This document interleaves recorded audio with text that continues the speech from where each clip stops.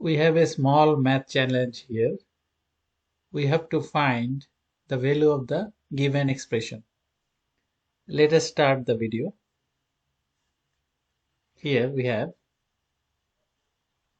square root of 3 to the power square root of 27 divided by square root of 27 to the power square root of 3.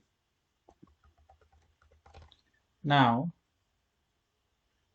on the numerator we'll write square root of 3 to the power 9 times 3. We can write 27 as 9 times 3, and in the denominator we can write in same way square root of 3. We can write 9 times 3 to the power square root of 3. Then you can write square root of 3 to the power, we can write 9 square as 3 square times 3, and in the denominator we can write again 9 means 3 square times 3 whole to the power square root of 3. Next we can write square root of 3 to the power 3 times square root of 3, and in the denominator we can write 3 times square root of 3 to the power square root of 3, because if we have something square root of a square, we can write it as a.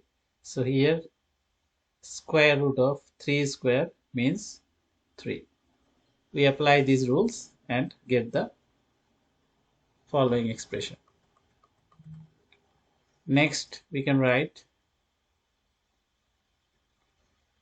square root of 3 to the power cube whole to the power square root of 3, and we can keep the denominator as same 3 square root of 3 to the power square root of 3, because we know if we have something a to the power mn, we can write it as a to the power m to the power n. So we write this one using this rule. Next we can write on the numerator square root of 3 to the power cube, we can write square root of 3 times square root of 3 times square root of 3 whole to the power square root of 3, and in the denominator we can keep this one as same 3 square root of 3 whole to the power square root of 3, because if we have a cube, we can write it as a times a times a. We apply this one here to get a square root of 3 times a square root of 3 times square root of 3. Then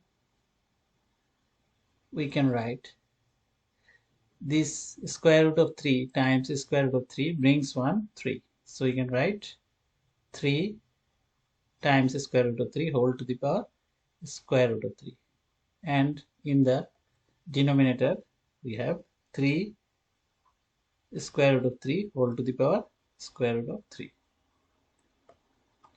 Here we can see the numerator and the denominator has same values, so we can cancel the values and we can write this as 1. So the result for our given expression for this problem gives the result of 1. So this is the end of this video. Thanks for watching the video.